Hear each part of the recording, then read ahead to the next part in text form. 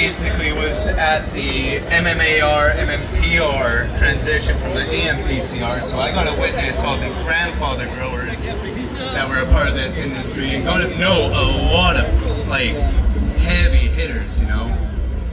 I know Neil Magnuson, I talked to Jody, I used to live with Carly and Jeremiah. So I literally have known heavy people, including Glenn, J-Mac as well. But my whole movement basically was at the colleges and the universities. I basically went to Langara College, and while I was there, I smoked my weed where everyone used to smoke, including the teachers.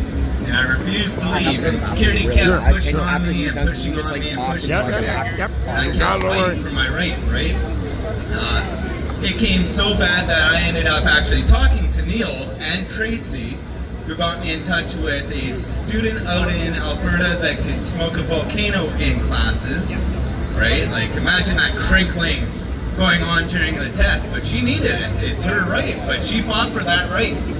As well as there was a professor out in University of Ontario, and he fought for a smoking room on the campus so that anyone that had a medical license would be able to go in there and not be discriminated. And I'll tell you, out here it was a lot of discrimination I went through, right? I used to get sworn by about 7, 8 security guards while I'd be sitting there. I had to go into Maggie Ross, who was Langara's judiciary, i.e. like the person that kicks you right out of the school and you're not allowed to attend. And I also sat there and kept fighting, got my doctor with a bunch of notes and all that, and I ended up almost suing Langara College for $1.7 million for medical discrimination. So what ended up happening through that is, they ended up allowing it to be on campus, but they pushed for a smoke-free campus. And I kept pushing back. This is my medication. You're allowed your medication in classes. You're allowed to take your Tylenol, your Ritalin, anything for your IBS, anything for your anxiety, and you were allowed all that in your classroom, but you weren't allowed to smoke a joint that was treating multiple symptoms. Back in 2017, I was in a car accident, and I came into the back of a vehicle pretty bad. I had a concussion for 6 months, right? My engine came through the firewall, crunched me, and that's where I ended up getting my medical license from, was from that accident. But before that, I was using it for all the other ailments, right? So I had turned into chronic pain.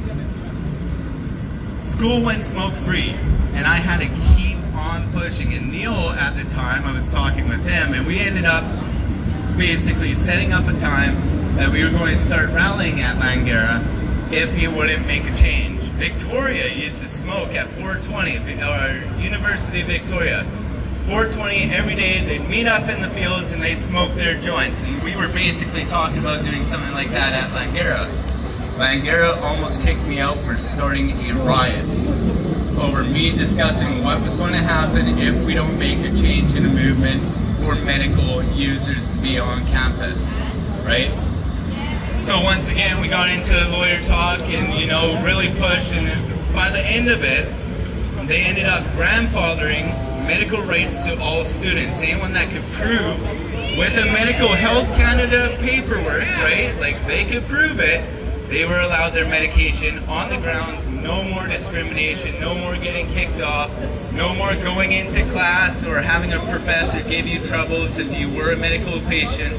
It was one of the biggest things, and it actually opened up for the schools all across British Columbia. All the universities and colleges now have made that right. So if you are a medical student, you can go and attend without discrimination in any of your classrooms.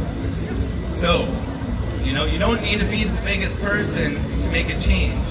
The other thing about me is you can Google my name, Chris Gibson, right? If you Google my name, it shows an ICBC video of me driving a driving simulator in the streets of Richmond, right? There is proof, he's even validated. So, I basically have been pulled over 3 times and I'm always loaded. There's joints in my car all the time. Like, there's no way I can deny it at all. Like, there's just no way I'm going to smell like it's there. I've been pulled over for speeding, a left turn, and a license plate in the window. Don't have your license plate in your front window. That's a $350 fine, I'm telling you. But all 3 times I was pulled over, they didn't even talk about the weed, because the thing is, if they talked about that weed, if I was arrested, I could bring that to court and show, because this was national news, this was national television, that I was not impaired, right? So there's already proof in the media that there is questionables on what is truly impairment. And I'm not saying smoke a joint and go and drive if you can, but like, you know, if it's a medication and someone's taking Tylenol or someone's taking any other medication without discriminating, right, you should be allowed your cannabis just the same.